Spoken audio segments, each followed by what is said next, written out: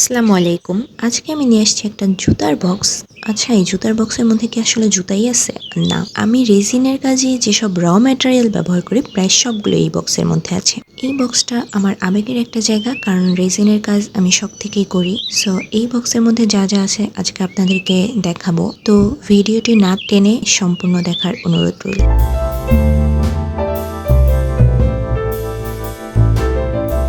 প্রথমে এখান থেকে শুরু করি। এগুলো মেকআপ পাউডার। এখানে আছে 4 কালারের মেকআপ পাউডার। এটা একটা পকেট স্কেল। এটা দিয়ে মূলত রেজিনের রেশিও মাপা হয়। এই বাটনটা অন অফের কাজ করে। আপনারা যদি এই স্কেলের সবগুলো ফাংশন সম্পর্কে জানতে চান তাহলে কমেন্টে জানাবেন। আমি আলাদা একটি ভিডিও দেব ইনশাল্লাহ। এখানে কিছু স্টোন আছে,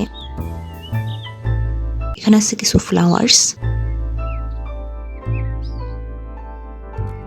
এটা একটু খুলে দেখাই।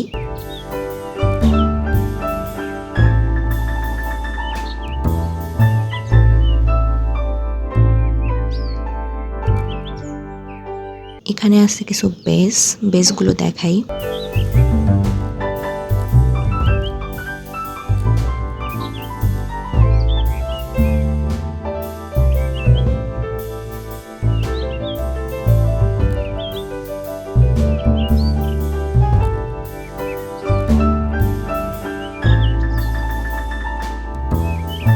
এখানে আছে কিছু ইয়ারিং হুক, একটা চেইন। আচ্ছা, এটাতে আছে গোল্ড ফয়েল পেপার। আমার কাছে মোট 4 কালারের ফয়েল পেপার আছে। এখানে কিছু ফ্লাওয়ার্স আছে।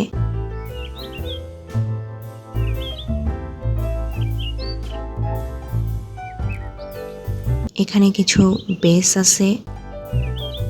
দেখেন, এটা একটা হিজাব পিন বেস। কিছু চেইন আছে, ফিঙ্গারিং বেস আছে। এটা একটা টার্সেল। এগুলো সেশেল। এখানে কিছু পাতা টাইপের ফ্লাওয়ার্স আছে।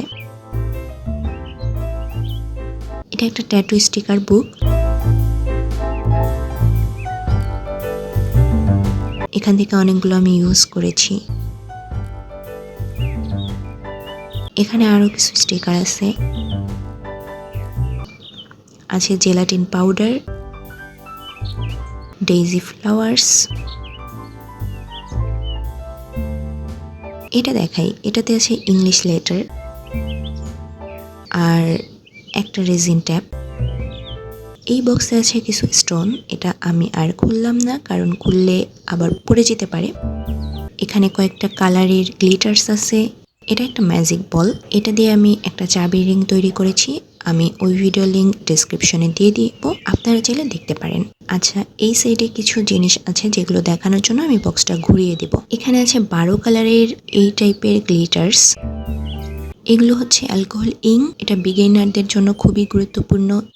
এগুলো হচ্ছে ফয়েল পেপার।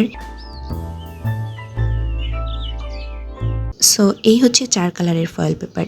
এখানে কিছু ফ্লাওয়ার্স দেখতে পাচ্ছেন, এগুলো পাম ব্লুজম। এটাকে বলা হয় কালার পেস্ট। এগুলো হচ্ছে হুক। এটা হচ্ছে মেটালিক পেন। এই দুটো মূলত গ্লিটার দিয়ে কিছু করার ক্ষেত্রে ইউজ করা যায়। এখানে আরো 2টা গ্লিটার কালার দেখতে পাচ্ছেন। আর এই প্যাকেটের মধ্যে 2টা স্টোন স্টিকার।